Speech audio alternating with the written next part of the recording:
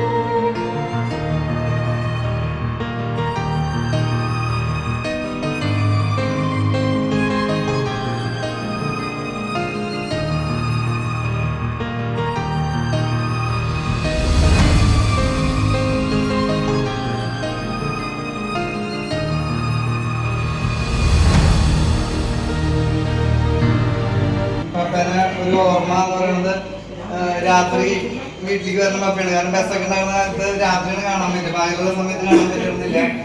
ഈ ചിറ്റാട്ടേരിയായിരുന്നു. അപ്പോ എല്ലാവർക്കും അറിയാം നല്ല ഓർമ്മകളൊക്കെ രാത്രിന്റെ പിന്നെ ചേട്ടൻ ബാക്കി തന്നെ ആരും കേട്ടോ. അതൊക്കെ സെയിം എക്സ്പീരിയൻസ് തന്നെയാണ്. പരമാവധി ക്ലിയറാക്കാൻ ശ്രമിച്ചിട്ടുണ്ട്.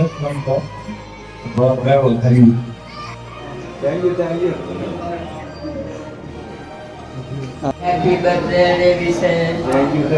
എൻ്റെ അനിയന് എല്ലാവിധ ആശംസകളും, ദീർഘായുസ്സും ആരോഗ്യവും നല്ല ജീവിതം ആശംസിക്കുന്നു.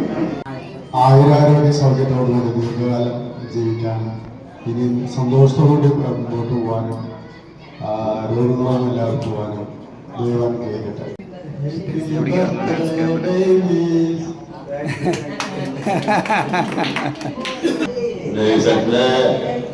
എഴുപതാം വാർഷികത്തിന് ഞാൻ ആദ്യമായി ആശംസകൾ അർപ്പിക്കുകയാണ്. അതുപോലെ തന്നെ അദ്ദേഹത്തിന്റെ 70 വയസ്സുള്ള വരെയുള്ള ജീവിതം വളരെ സംഭവബഹുലമായിട്ടുള്ള ജീവിതമാണ്.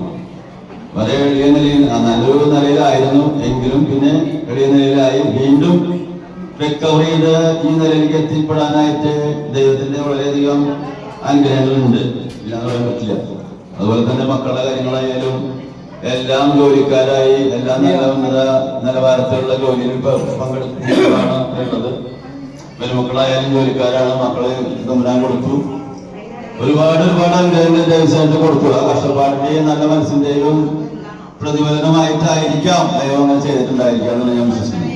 ഒരായിരം ജന്മദിനാശംസകൾ. Thank you. ആഘോഷിക്കാൻ വേണ്ടി ചേർന്ന എല്ലാവർക്കും ആദ്യമായിട്ട് ആശംസ നേരുന്നു. പിന്നെ ഇനിയുള്ള കാലവും നല്ല രീതിയിൽ ജീവിച്ചു വരാനായിട്ട് ഡേവിസേട്ടന് സാധിക്കട്ടെ. 70 എന്ന് പറയുന്നത് വെറുതെ ഒരു നമ്പർ മാത്രമാണ്, അതൊരു പ്രായമായിട്ട് കരുതണ്ട. വീണ്ടും ഊർജ്ജസ്വലമായിട്ട് നീങ്ങാനായിട്ടുള്ള എല്ലാവിധ കരുത്തും ദൈവം തരട്ടെ എന്ന് പ്രാർത്ഥിച്ചുകൊണ്ട് നിർത്തുന്നു. ഞങ്ങളുടെ വലിയേട്ടൻ്റെ കുടുംബത്തിന്റെ നാഥനായിരുന്നു. ഞാൻ ചിറ്റാട്ടേരിക്ക് വന്നത് തന്നെ ചേട്ടൻ മൂലമാണ്. ചിറ്റാട്ടേര ഒരു അനിയന്റെ ഭാര്യയായിട്ട് വന്നത്. ആ സമയം ഈ സമയം നന്ദിയോടെ ദിവസമാണ്. ഒപ്പം ചിറ്റാട്ടേരിയുള്ള അപ്പാപ്പിനെയും അമ്മാമ്മേനെയും പ്രത്യേകം ഓർക്കണം. മൂത്ത മകനായതുകൊണ്ട് തന്നെ കുടുംബക്കാരുടെ ഏറ്റവും സ്നേഹം കിട്ടി തന്നെയാണ് ചേട്ടൻ തറവാട്ടിലുണ്ടായിരുന്നത്. അപ്പോൾ ഈ സമയത്ത് അപ്പാപ്പിനെയും അമ്മേനെയും ഞാൻ ഓർക്കുകയാണ്. അതുപോലെ തന്നെ എല്ലാ സഹോദരങ്ങളും ചേട്ടനെ ഏറെ ബഹുമാനത്തോടെ തന്നെയാണ് കണ്ടിരുന്നത്. എൻ്റെ ജോലിയായാലും അവസാന നിമിഷങ്ങളിലൊക്കെ ചേട്ടനെയായിരുന്നു കൂടി ഉണ്ടായിരുന്നത്. അതും ഈ സമയത്ത് ഞാൻ ഓർക്കുകയാണ്.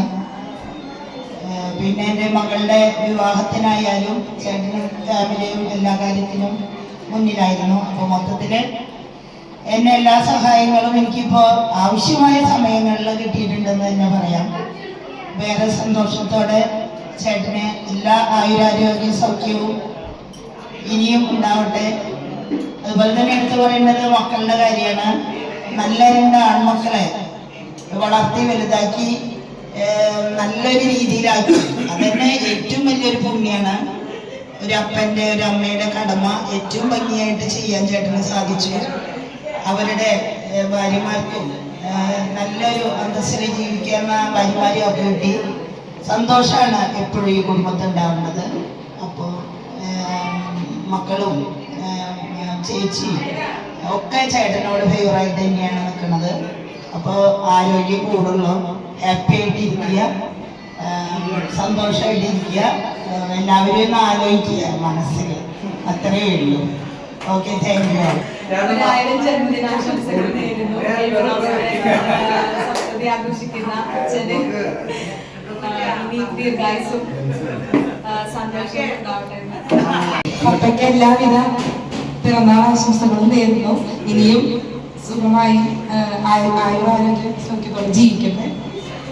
Happy birthday. ആദ്യമായിട്ട് പേപ്പന് എല്ലാവിധ പിറന്നാൾ മംഗളാശംസകളും നേരുകയാണ്. എനിക്ക് പേപ്പനെ കുറിച്ചിട്ടുള്ള ഓർമ്മ എന്ന് പറഞ്ഞു കഴിഞ്ഞാൽ എൻ്റെ പപ്പന്നെ വലിയൊരു പിറന്നാൾ കാണിച്ചത് എനിക്ക് ഓർമ്മയുണ്ട്. പക്ഷെ പേപ്പനാണ് ഞങ്ങൾ വന്നിട്ട് കൊണ്ടുപോയി ചിറ്റാട്ടുകാര പെരുന്നാളായാലും കുലമിച്ച് പെരുന്നാളായാലും കാണിക്കാനായിട്ട് കൊണ്ടുപോകുന്നത് പേപ്പനാണ്. പേപ്പന്റെ ഒരു കയ്യിൽ ഞാനും ഒരു കയ്യിൽ യൂസുണ്ടാവും. അങ്ങനെയാണ് ഞങ്ങൾ പെരുന്നാൾ കാണിക്കാൻ വേണ്ടിയിട്ട് പേപ്പൻ കൊണ്ടുപോയത്. ഏത് കാര്യത്തിനും പേപ്പ അങ്ങ് വിളിച്ചു കഴിഞ്ഞാൽ മോളെ ഞാൻ എന്ന് പറയുന്ന പേപ്പനാണ് എനിക്ക് ഓർമ്മ. പേപ്പന് എല്ലാവിധ അനുഗ്രഹായുസ്സുകളും ദീർഘായുസ്സും ദൈവം നൽകി അനുഗ്രഹിക്കട്ടെ എന്ന് ആശംസിക്കുന്നു.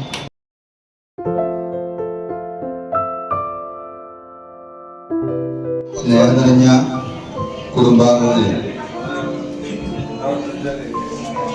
ആശംസകൾ ഒരുവിധം എല്ലാവരും പറഞ്ഞ് എനിക്കിപ്പോൾ 70 വയസ്സ് ആയിട്ടുണ്ടോന്ന് പോലും സംശയത്തിലാണ് ഞാൻ നിൽക്കുന്നത്. എനിക്കൊരു സഹധർമ്മിണിയും 2 മക്കളും. നിങ്ങൾ വളരെയധികം ബുദ്ധിമുട്ടിലാണ് നിങ്ങൾ ജീവിച്ചിരുന്നത്. എന്നിരുന്നാലും ഇപ്പൊ ദൈവത്തിന്റെ കവിഞ്ഞ അനുഗ്രഹം കൊണ്ട് നല്ല നിലയിൽ തന്നെയാണ് ഇപ്പൊ ജീവിക്കുന്നത്. ഞങ്ങളിപ്പോൾ അടുത്തൊരു വീട് പണി ഇവിടെ ഒന്നൊരു മോഡിഫിക്കേഷൻ വരുത്തി. അപ്പോൾ എല്ലാവരും അതൊന്ന് കാണണമെന്നും പിന്നെ മക്കള് 70 വയസ്സ് എൻ്റെ പിറന്നാൾ ആഘോഷിക്കുന്ന വെള്ളിവാഴ്ച പിടിച്ചതിനാലുമാണ് ഇങ്ങനൊരു പരിപാടി സംഘടിപ്പിക്കാനുണ്ടായ കാര്യം. ഇനി എല്ലാവരും നമുക്ക് ആയുരാരോഗ്യം നമുക്ക് നേർന്നിട്ടുണ്ട്. അത് കാരണം 100 വയസ്സിന് മേലെ തോണ്ടി വരുമോ എന്നൊരു സംശയമാണ് എനിക്ക് നിൽക്കുന്നത്.